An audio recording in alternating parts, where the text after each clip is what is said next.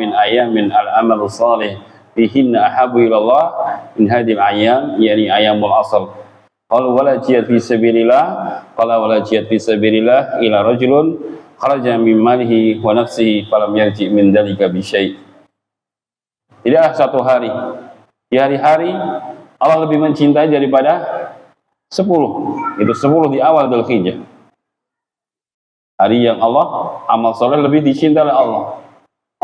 Kemudian para sahabat bertanya, wala jihad fisabilillah, tidak pula ditandingi dengan jihad fisabilillah?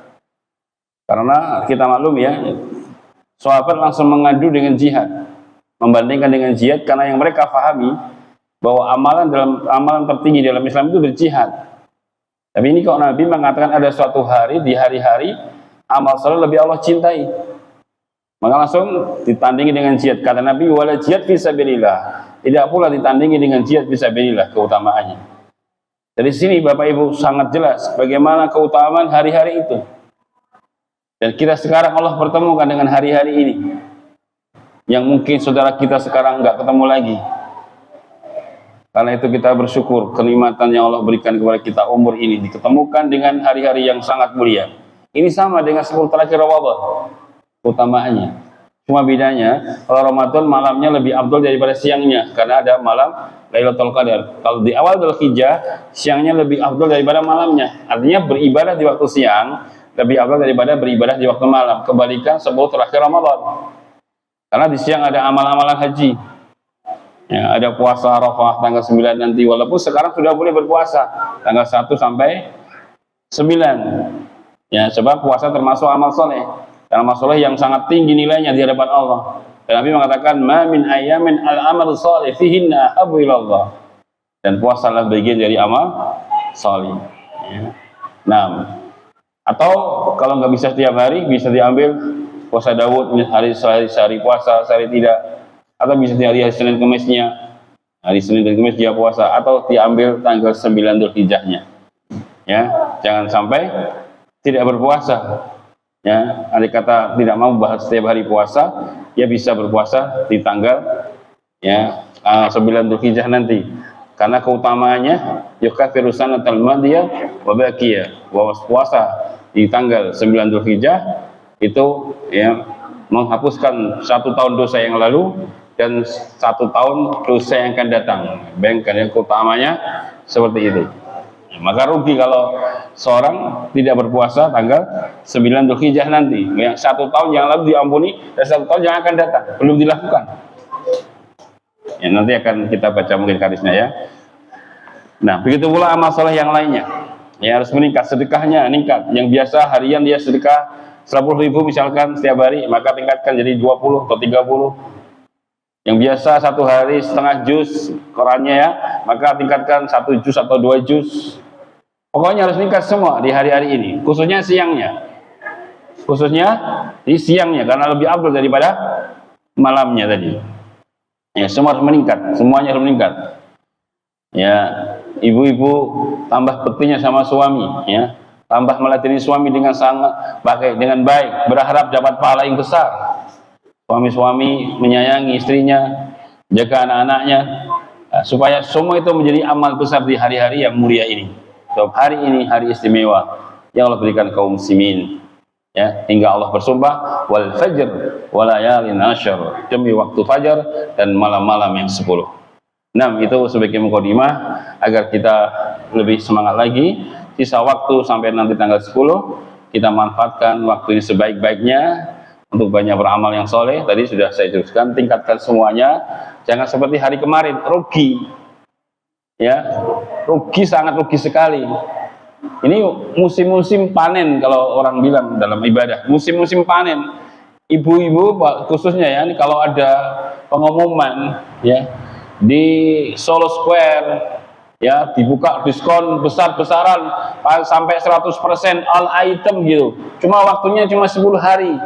Wah, kalau nggak hadir rugi mesti gitu. Wah, harus sing ora duit direwangi utang. Ben entuk diskon 100% karena waktunya cuma 10 hari. Pasti dia nggak mau ketinggalan. Nah, ini luar biasa ini hari-hari ini Allah memberikan diskon yang luar biasa. Hari-hari yang amal soleh dilipat kali gandakan nilainya. Masa kita nggak mau ngambil? Cuma 10 hari saja loh Bapak Ibu. Kalau kita nggak ambil kan berarti sangat rugi sekali. Nah, kemudian kita sekarang kembali melanjutkan pelajaran hadis kita 108.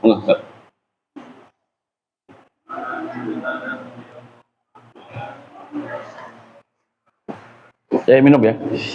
Nanti. Bismillah.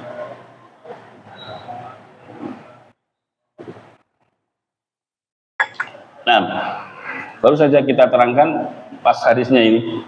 An Abi Qatadah ibn Di'amah radhiyallahu anhu, qala su'ila Rasulullah sallallahu alaihi wasallam an shaumi yaumi Arafah. Rasulullah ditanya tentang hari keutamaan puasa di hari Arafah, tanggal 9 Dzulhijjah. Qala yukaffiru sanatal madiyah wal baqiyah. Bahwa keutamaan puasa Arafah tanggal 9 Dzulhijjah nanti yukaffiru sanah, menghapuskan 1 tahun, dosa 1 tahun yang madi, yang lalu, dan yang baki, yang tersisa, yang akan datang. Sudah jelas? Sekarang langsung baca hadisnya sendiri. Hadisnya jelas sahih riwayat Muslim Bapak Ibu ya. Ampun ngantos tanggal 9 Dzulhijjah tidak puasa. Ibu-ibu yang mau haid ditunda dulu haidnya ya. Jangan tanggal 9. Tanggal 10 saja. Nah, supaya bisa puasa Arafah.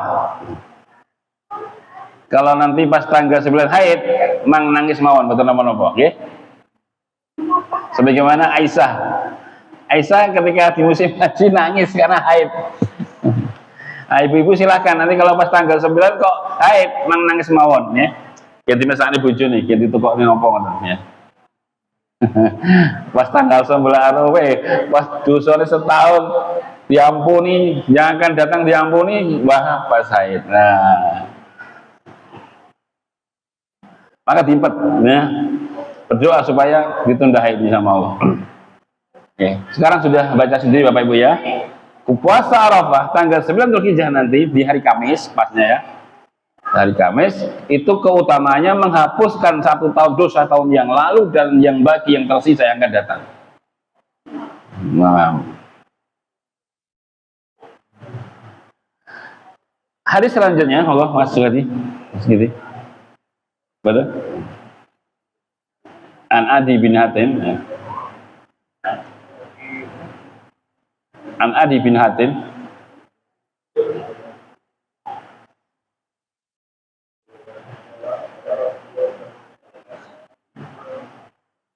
ittaqun nar bisyikin tamrah tapi kalimatin thayyibatin muttafaqun alaih. Nah, dari Adi bin Hatim radhiyallahu anhu, dia berkata Rasulullah bersabda, ittaqun nar, takulah kalian dengan neraka, walaupun dengan separuh buah kurma. Artinya takutmu dengan neraka itu dengan kau berinfak hanya separuh biji kurma, buah kurma. Sedikit kan? Tapi di sini bukan berarti kita diperintahkan sedikit-sedikit, bukan.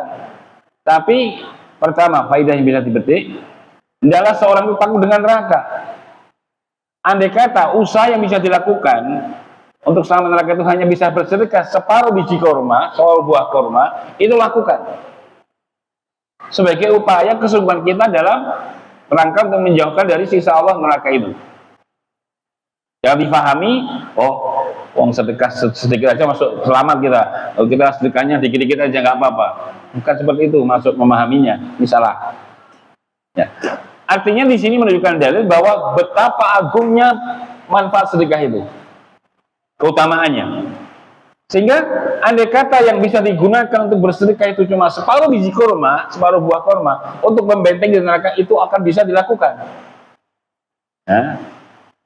Jangan memandang sedikitnya, tapi memandang apa? Bagaimana keagungan dan keutamaan sedekah itu. Nah, Karena kalau Bapak Ibu baca Al-Quran, akan didapati ketika Allah menjelaskan tentang ahli surga, itu biasanya jarang, mesti ada sifat-sifat sedekahnya, biasanya. Walaupun tidak semua. Di surah Ali Imran, wasari'u ila magfiratin min rabbikum wa jannatin arduha as-samawati wal ardh u'iddat lil muttaqin, gitu ya. Bersegeralah kalian menuju amalan yang mendatangkan ampunan Allah dan surga Allah yang seluas langit dan bumi, yang Allah telah persiapkan surga itu untuk hamba-hamba yang bertakwa.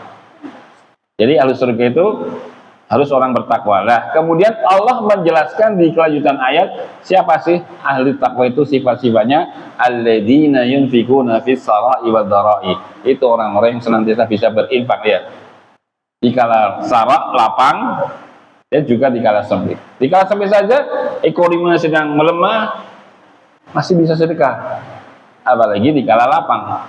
Nah, itu menunjukkan dalil bahwa seolah-olah ahlu taqwa itu identik dengan suka memberi, berinfak.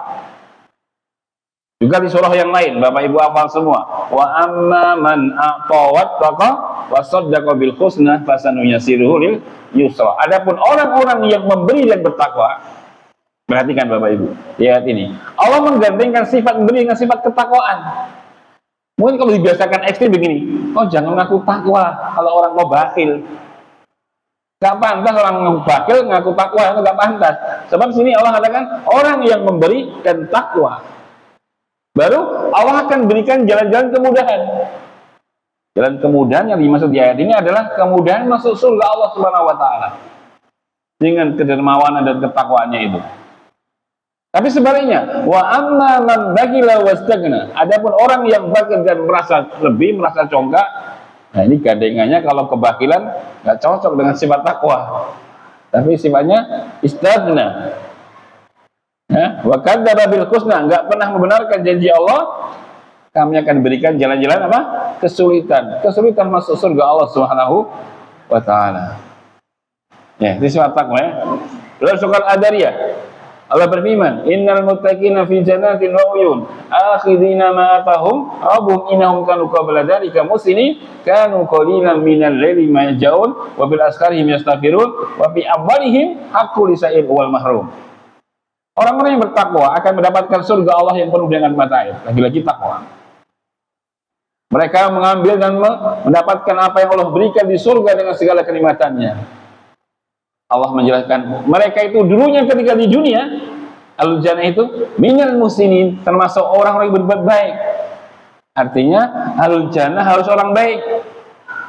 Jangan mimpi masuk surga kalau kita bukan orang yang baik. Coba Allah katakan minal muslim, termasuk orang-orang berbuat kebajikan.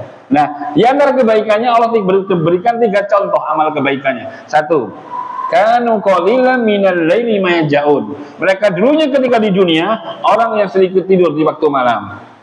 Artinya ya tidur di awal malam, sisa-sisa malam yang ada dia gunakan untuk ibadah di waktu malam. Sifat pertama itu, ya.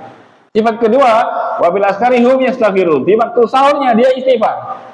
Awal malam, tengah malam dia sholat, di ujung malamnya bukan ditutup dengan kebanggaan amal malamnya, ditutup dengan istighfar. Masya Allah, ya. Paginya dia infak, gitu ya.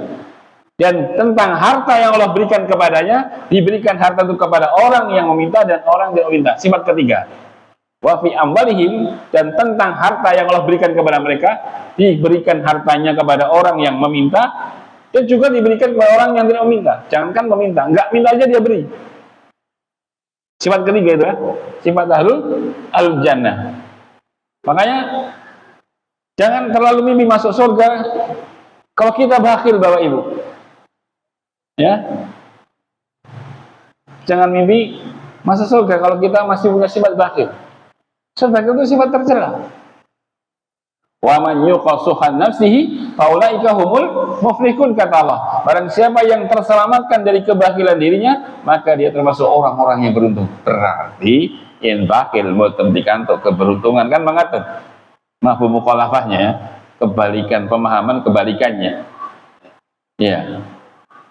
Nah, Nabi juga mengingatkan, wattaqus suha fa inna suha ahlaka man kana qablakum. Awaspadalah kau dari kebakhilan, karena kebakiran yang telah membinasakan umat-umat sebelum kalian.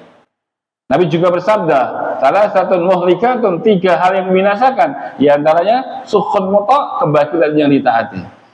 Sudah terlalu banyak saya bawa dalil dari Allah dan Rasulnya bagaimana sifat kejelekan kebakiran dan sifat suka memberi. Ya. Nah, karena itu kata Nabi, takutlah kau dengan neraka, walaupun kau hanya bisa berinfak dengan separuh biji kurma. Paman lam yajid, namun kalau tidak dia dapati, nggak punya, saking fakirnya, infak saja nggak punya apa-apa. Abi kalimatin thayyibatin, maka hendaklah dia berkata yang thayyibah, yang baik. Nah, di sini juga dalil Bapak Ibu, berarti kata-kata yang baik itu bisa mengantarkan kita ke surga. Berarti juga pemahaman kebalikannya, kata-kata yang buruk bisa menyeret kita ke neraka. Rasulullah mengatakan, innal abda la yatakallamu bil kalima ma yatabayyanu fiha yazilu biha finar abada bainal masyriqi wal maghrib. Sungguh seorang hamba, dia berkata dengan satu perkataan, bukan satu kalimat, satu perkataan saja, namun dia tidak pedulikan. Maaf, asmun, asal bunyi asal muni. Mau menyakiti orang, mau hina orang, mau dustai orang, mau nyinggung orang, gak peduli. Asal dia, yang penting dia ngomong aja. Apa kata Nabi? Dia akan diseret ke neraka karena lisannya tadi sejauh antara barat dan timur. Satu perkataan ini, bukan satu kalimat. Ya. Na'udzubillah. Nabi juga mengatakan, ya, apa Allah juga berfirman, ma salakakum fis saqar? Kenapa Anda masuk neraka sakar? Di antaranya sifat ketiga, wa kunna nakhudhu ma'al khairi, karena dulu kami suka bicara buruk bersama orang-orang yang suka bicara buruk. Lihat. Neraka. Tapi lisan yang baik, Nabi kita pernah berkata, Nabi bercerita, di surga ada rumah-rumah dan kamar-kamar yang indah sekali, luar biasa. Kamarnya tembus pandang dari luar ke dalam, dalam ke dalam, keluar. Begitu kamar-kamar surga yang sangat indah. Sehingga orang Badui ngiler, bahasa kita ya. Ngiler. Ya Rasulullah, tanya dia, liman hiya ya Rasulullah, rumah-rumah yang begitu indah dan mewah, kamar-kamar itu nanti kagem sinten ya Rasulullah, gadari sinten ya Rasul. Nah, pertanyaannya Badui jadi ilmu. Makanya orang sahabat itu senang kalau ada orang Badui, pasti tanya-tanya terus jadi ilmu. Nah, Nabi mengatakan, liman yatubul kalam. Liman yatubul kalam, teruntuk orang yang tawbal kalam, orang yang baik tutur katanya. Nah, lihat. Kamar-kamar ini itu untuk orang-orang yang baik tutur katanya, yang thayyibah tutur katanya, yang baik. Ya. Thayyibah itu ada 2. Thayyibah secara zatnya. Jadi zatnya sudah baik. Kapan Bapak ucapkan pasti Bapak Ibu diberi pahala. Sebab apa? Zatnya kata-kata sudah baik. Seperti baca Al-Qur'an, itu zatnya baik. Mau jenengan baca ya dalam keadaan jenengan sudah ngerti artinya. Mau jenengan baca mboten mudeng maknane no meneh tafsire. Selagi membaca niatnya untuk ibadah, Allah berikan pahala. Sebab zatnya sudah baik. Iya. Dan pahalanya sudah sering saya sampaikan, nggak main-main. Satu hurufnya 10. Bukan satu kata, Pak. Satu huruf. Ya. Alif lam mim, 3 huruf berarti ya. Alif lam mim. Jadi dapat 30 pahalanya. Man qara'a harfan bi kitabillah falahu al-hasanatu wal hasanatu bi asri amsalihha. La aqulu alif lam mim harfun walakin alifun harfun, lamun harfun, mimun harfun. Siapa yang baca kitab Allah itu kebaikan ya. Kebaikannya dilipatkan 10 yang semisal. Aku tidak katakan alif lam mim 1 huruf, tapi alif 1 lam 1 mim 1. Kalau Bapak hatam itu sekitar 3 juta lebih pahalanya. Hatam Al-Quran sudah dibaca semua, sekitar 3 juta lebih. Kalau setahun bisa hatam berapa kali? Kalau sebulan sekali, ya 12 kali. 12 kali kali 3 juta. Subhanallah ya. Itu baru pahala bacanya tuh. Belum pahalanya dengan duduk belajar majelis belajar Al-Quran, beda lagi pahalanya. Sudah panen pahala dari membaca saja. Nah, subhanallah ya, orang Islam itu diberilah Allah kenikmatannya, amalnya mudah, ringan, gede pahalanya. Baca Al-Quran. Maka rugi kalau hari-hari berlalu tanpa membaca Al-Quran. Ya. Jelas ya? Yang kedua, zikir. Semua zikir yang syar'i itu dapat pahala. Subhanallah, alhamdulillah. Dan semuanya la ilaha illallah, Allahu akbar. Dan semua punya keutamaan sendiri-sendiri. Kalimat yang paling dicintai Allah adalah subhanallah, walhamdulillah, wa la ilaha illallah, Allahu akbar. Maukah kutunjukkan gudang-gudang perbenaran surga? Itu kalimat la haula wala quwata illa billah. Kemudian keutamaan istighfar ya. Tuba liman wajada fi sahifati yaumil qiyamah istighfaran katsira. Beruntunglah akan dapatkan surga bagi orang-orang yang di dunia ya, ketika di akhirat nanti dibuka catatannya penuh banyak istighfar. Baca istighfar, astagfirullah. Kemudian yang ketiga, keutamaan baca salawat. Siapa yang salawat kepadaku satu, ya Allah akan bersalawat 10 kali padanya. Masya Allah. Nah, ini semua yang saya sebutkan tadi bisa dengan kumpulkan dalam satu zikir. Subhanallah, walhamdulillah, wala ilaha illallah, Allahu akbar. Kasih jeda sebentar, la haula wala quwata illa billah. Kasih jeda sebentar, astagfirullah, astagfirullah, astagfirullah. Terus Allahumma shalli wa sallim ala nabiyina Muhammad. Terus dengan putar terus pun kena kabeh niku. Keutamanya sudah saya sebutkan semua ya. Tuh kena semua, diputar. Dan bisa disambi apapun. Ya, yang suka jalan pagi, ya. Jalan pagi sama subhanallah, walhamdulillah, wala ilaha illallah, Allah sambil direnungkan. La haula wala quwata illa billah. Gudang-gudang surga tadi ya. Astagfirullah, astagfirullah. Allahumma salli wa sallim ala nabiyina Muhammad. Subhanallah, walhamdulillah. Terus. Subhanallah. Ya, bisa disambi jalan pagi. Ya, makanya saya kalau jalan pagi itu saya senangnya sendiri, Pak. Tapi kalau kedua ngomong terus, bahkan gibah kemalan. Nama ngobrol bagus-bagus, sesuai gibah ya, Pak. Nah, kalau saya olahraga pasti saya sendiri. Tanya Pak Sunarko itu sendiri, saya sendiri, Pak ya. Supaya bisa dikir, bisa dikir oleh koncone nanti kok ngobrol terus ya. Wah, iso-iso malah gibah, malah ya suka-suka. Kalau berdua ngobrol juga nggak apa-apa. Tapi saya pribadi saya senang supaya bisa dikir lah ya. Bisa dikir ya.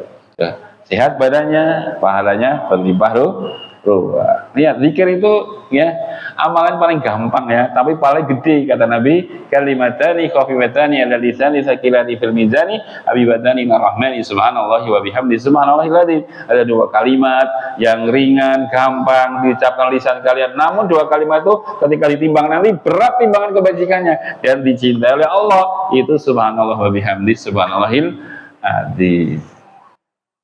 Cuma gitu aja.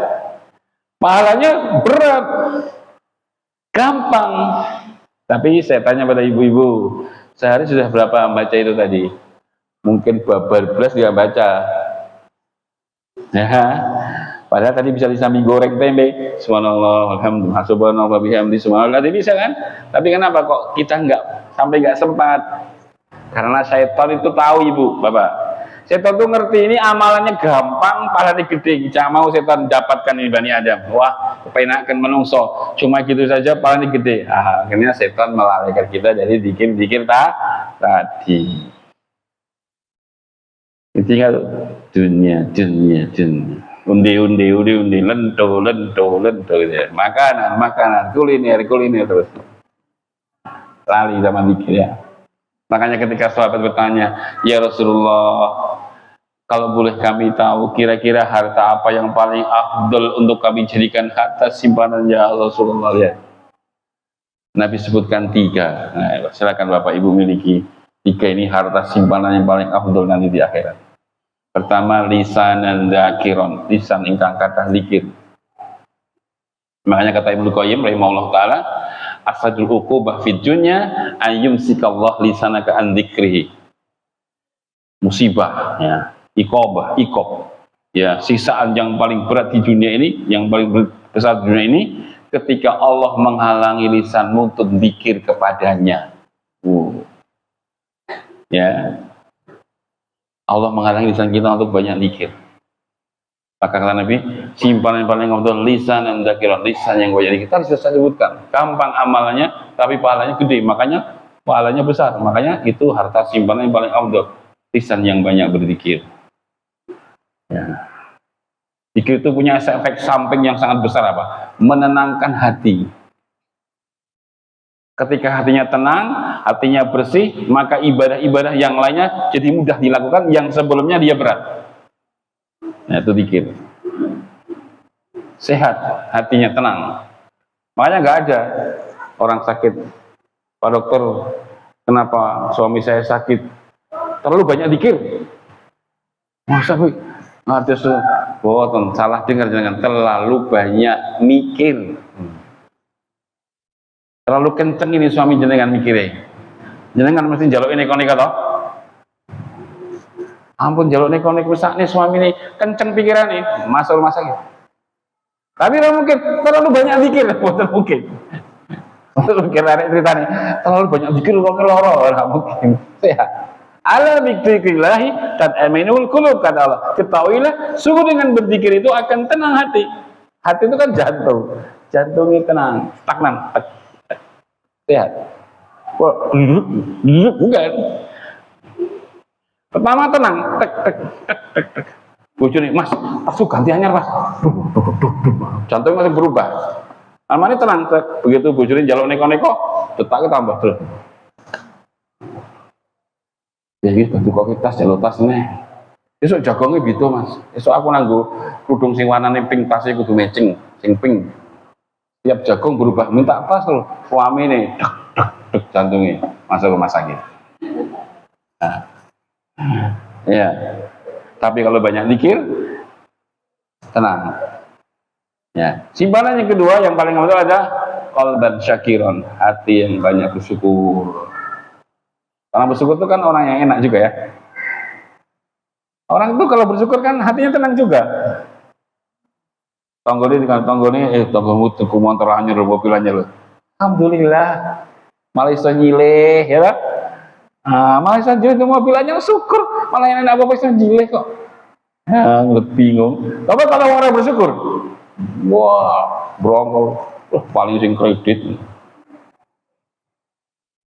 Ketua mobil anyar itu mana rak joki panas. Itu durung lunas kok ya.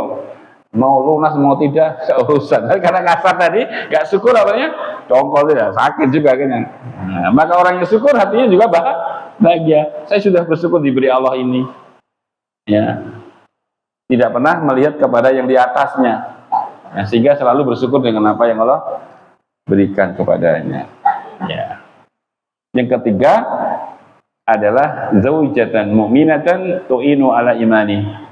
Simpanan harta yang paling ketiga, memiliki istri yang beriman yang selalu membantu ketaatan suaminya. Ya, paham ya? Jadi yang ketiga ini memiliki istri, berarti khusus orang laki-laki ya, yang beriman dan istri itu selalu membantu ketaatan suaminya. Bukan menghalang-halangi, malah membantu ketaatan suaminya. Ya, ingatkan, Mas, dino setu kanjil ngaji, lali. Turu ya Mas. Aku dolele ilmu iki aku lagi haid wis teko. Jadi ingatkan. Mulai loh. Oh Mas oleh ilmu. Tadi ada 3 harta simpanan nanti. Apa ya Mas? Pisan gang banyak zikir. Oh, maka banyak zikir. Terus hatinya kalau bersyukur. Terus yang ketiga, kon golek bojo simpanan, salah paham. Yang ketiga salah paham dia. Istri yang beriman, harta simpanan yang baik, istri yang beriman, yang mantu ketaatan dipahami karena setengah ngantuk tadi ya. Terus yang ketiga, mencari istri simpanan, yang dipahami kan? Makanya kalau ngantuk-ngantuk kan kadang setengah-setengah yang masuk ya, nggak paham jadi. Padahal bukan istri simpanan, tapi harta simpanan. Memiliki istri yang itu beriman selalu membantu ketaatan suaminya. Ya. Lanjut, masih ada waktu. Monggo, silakan Pak. Waduh. Oh, ya sudah, terus.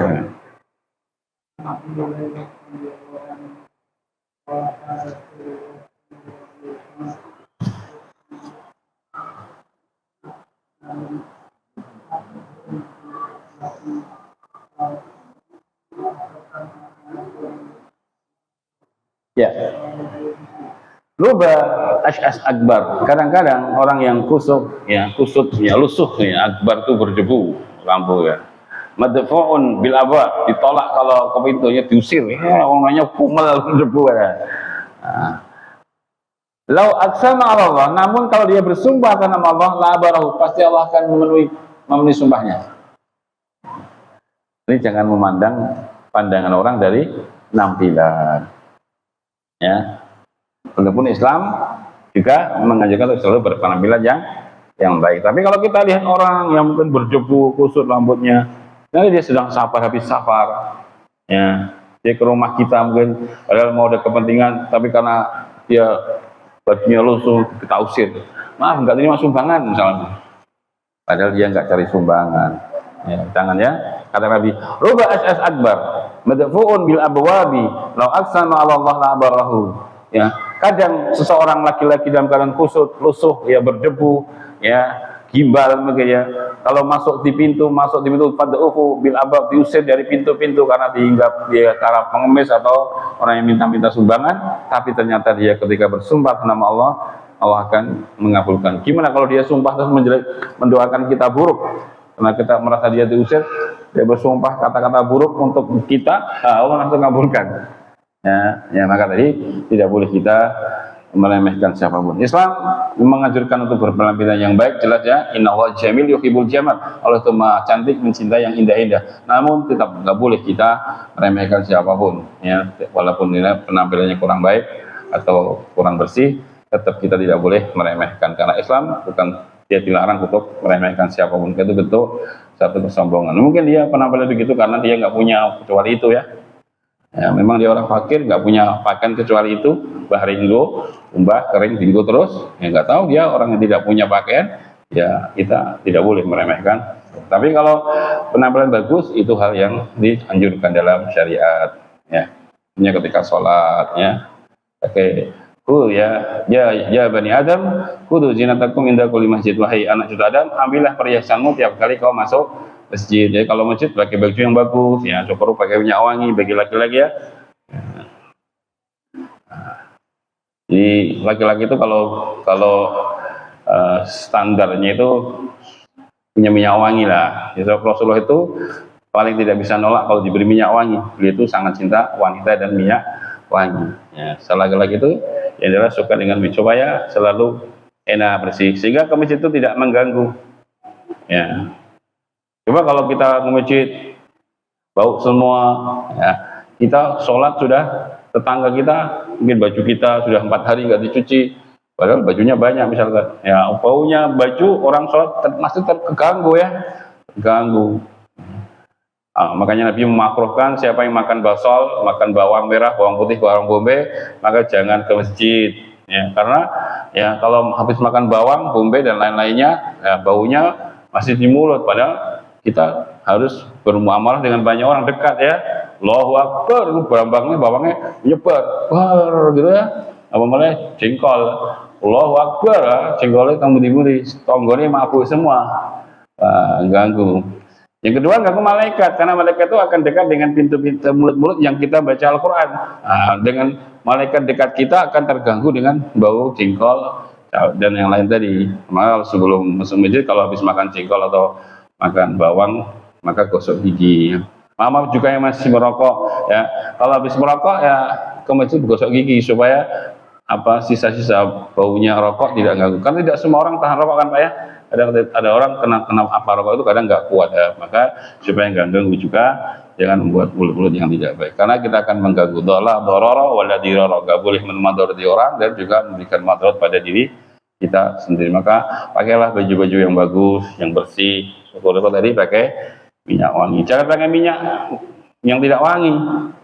Ya, tahu nggak minyak yang tidak wangi? Ya kalau dicium nggak enak. Minyak tawon misalkan nih. Wah, mabuk semua itu. Itu pernah itu di itikaf di Mushola Ar-Rasyid kan kecil Pak ya.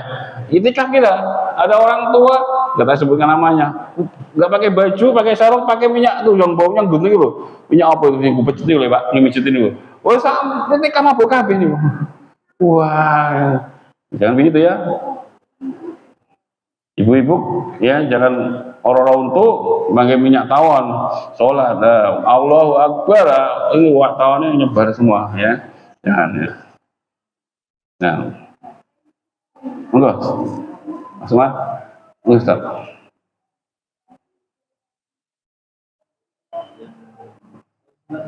Iya, Ani bin Umar.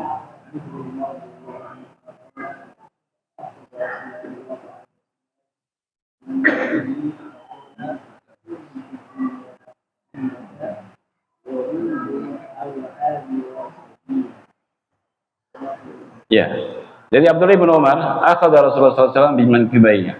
Rasulullah memegang pundakku, memegang pundak. Ya.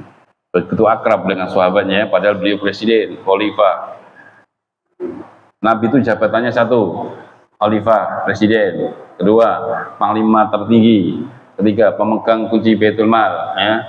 Itu pangkatnya Rasul. Tapi bersama dengan itu beliau dekat dengan rakyatnya, memegang merangkul pundaknya Abdullah. Ya, bagaimana seorang pemimpin yang sangat tawadu, ya, jika dekat dengan rakyatnya. Itulah mestinya seorang pemimpin yang jangan jauh dari rakyatnya. Ya.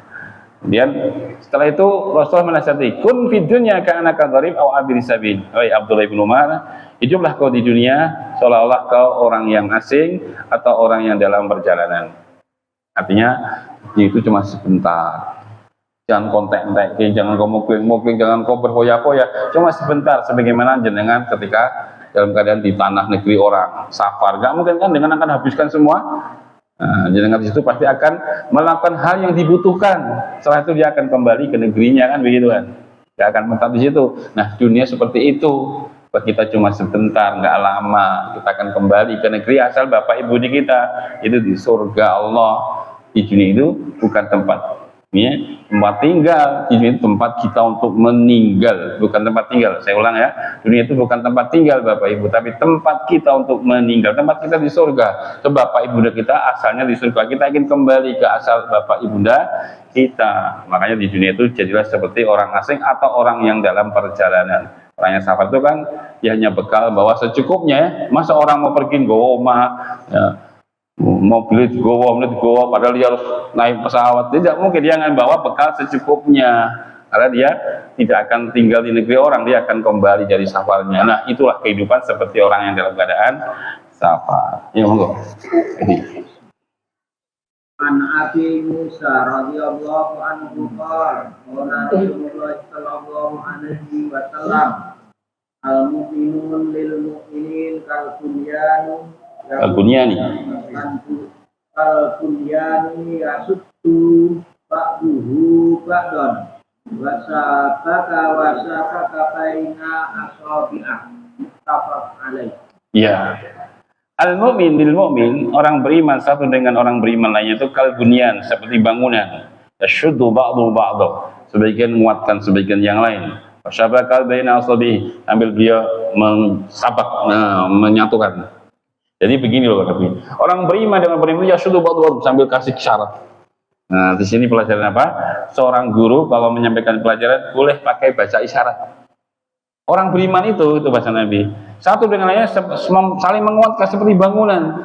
Satu menguatkan yang lainnya. Nah, sambil begini, pilih tangkupkan tangannya, kuat gitulah. Maka kalau ngajar pakai alat peraga itu boleh, ya, supaya mudah dipahami. Nabi sering begitu ya. Nabi gambar kotak. Kotak ini, Thomas di tengah kotak beliau gambar garis, sampai garis itu tembus di luar kotak. Kata Nabi, kotak ini adalah usia manusia. Adapun garis yang keluar kotak itu angan-angan manusia dengan dunia. Kadang angan-angan kita melampaui usia kita. Pak, usia kita berapa sih? 70 lah, udah dianggap banyak ya. 70 lah. Itu standar internasional ya. Rasulullah mengatakan mari umati bani sitina wa sabaina wa aqalluhuman yajudu dzalik. Umur umatku, gitu kata Nabi ya, sekitar 60 sampai 70 itu standar internasional ya. Ada yang lebih kata Nabi, tapi nggak banyak. Ada 75, ada 80 ada. Tapi itu sedikit kata Nabi. Nah, standar saja ya. Nah, kita cuma 70 tahun. Tapi udah usia 65, kalau genap cuma 5 tahun lagi, angan-angan dunia melampaui usianya. Udah tua, udah 69 misalkan. Nah, udah Saya ini baru kumpul-kumpul duit. Alhamdulillah mbak, mau tindak haji umroh nih. Orang nak pengen tuku holiday vacation kalau lah, rung. Ya Allah, innalillahi wa inna ilaihi. Saya nggak katakan dosa enggak, tapi ibu bapak ini sudah 69. Numpuk duit pengen tuku motor segede loh pak, sing holiday umroh, bung dulu kali. Coba, mesti jangan. Astagfirullah. Ibu-ibu misalkan ketemu nenek-nenek, ya udah jalan pakai tongkat. Nek mau kemana? Isi sudah ambil 7 lebih bang. Mau karaoke nak? Innalillahi. Gua bekan kalau sama karaoke tuh. Berarti astagfirullah. Kiamat sudah dekat. Jadi kan gini. Kalau anak muda, kita malu anak muda mungkin ya. Mau kumpul duit ini pak, mau beli motor balap, anak muda, kita masih bisa maklum. Ini 70 lebih, tapi masih mikir dunia. Gak mikir bagaimana sholatnya diperbaiki, ngajinya diperbaiki, sedekahnya ditambahi. Gak mikir itu. Fitnah ini ya. Nah, maka kata Nabi, ini kotak usia manusia. Garis nomor kotak itu angan-angan manusia. Angan-angan manusia kadang melampaui usianya. Ya, saking senangnya dengan dunia, naudzubillah ya. Jadi boleh kita ngajar pakai alat peraga supaya lebih difahami apa yang kita sampaikan. Khusus anak-anak kecil TK, maka kalau guru-guru TK itu banyak alat peraga ya. Kalau kita pernah sekolah TK, guru-guru kita pasti membuat kita globe. Pokoknya alat-alat peraga itu ternyata Nabi sudah mengajarkan bagaimana cara mendidik seorang boleh menggunakan alat peraga agar mudah difahami oleh murid-muridnya. Sebagaimana Rasulullah mengatakan orang beriman satu kalinya saling menguatkan seperti bangunan saling pakai ditelongkopkan kedua jari-jarinya untuk memberikan isyarat. Habis ya waktu Pak.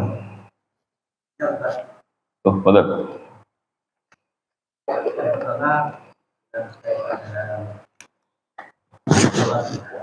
Ya.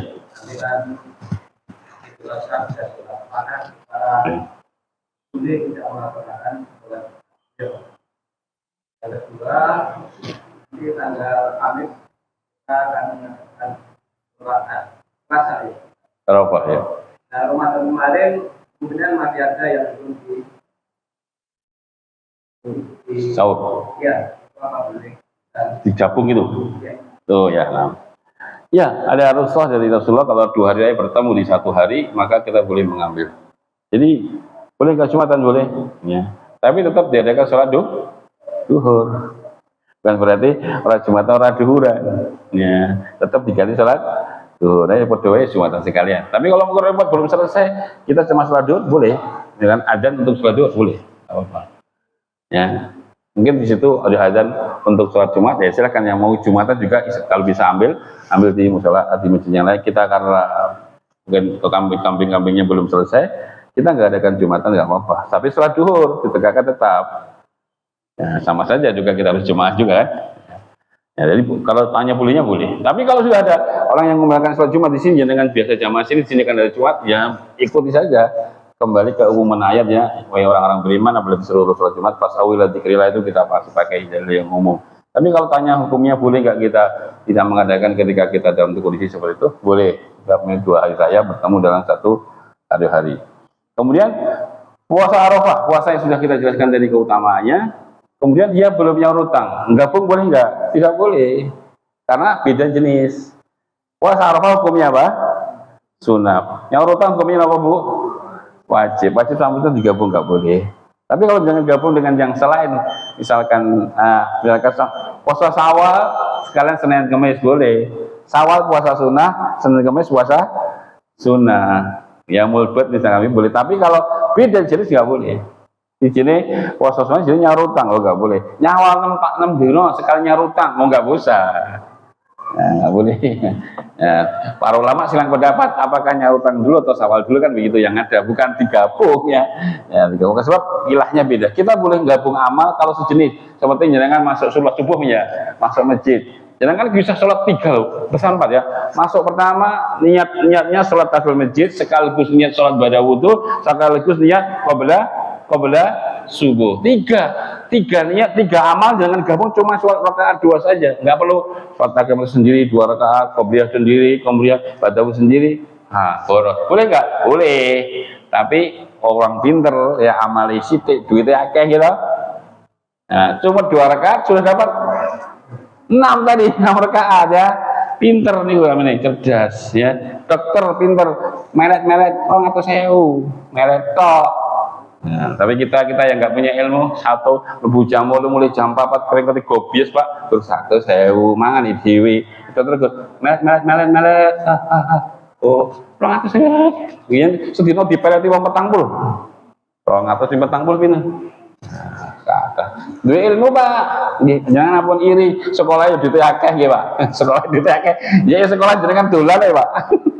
Dokter kan jenengan sekolah jenengan dolan. Ya sekolah ya wis saiki agar ngunduhe kan dulu duit sekolah iki duit akeh. Kita males-malesan ya wis. Nah itu tadi orang yang ngaji. Sholat 2 rakaat, sholat tahiyatul masjid, sholat qabliyah subuh dan sholat ba'da wudu atau ba'da adzan bisa 4 juga. Jelas ya? Kenapa kok boleh? Sejenis satu bisa dilakukan di masjid karena sholatnya di masjid. Qobliyah subuh karena waktunya sebelum subuh. Kemudian ba'da wudu karena dia habis wudu. Kan semua sejenis bisa dilakukan dalam waktu yang sama kan? Coba kalau jenengan masuk masjid sholat qobliyah, sholat apa? Tahiyatul masjid. Terus sekalian sholat 2, boleh nggak? Nggak bisa. Sholat 2 waktunya belum masuk, maka nggak boleh digandung. Beda aja. Waktunya nggak bisa disamakan. Kalau yang tadi sebut saya bisa semua waktunya. Waktu di masjid jelas. Yang kedua waktu pada wudu sudah. Waktu sebelum subuh jelas. Mereka tidak digandeng karena satu jenis. Kata nih ya. Sudah ada mungkin ini dulu. Semoga bermanfaat. Assalamualaikum warahmatullahi wabarakatuh.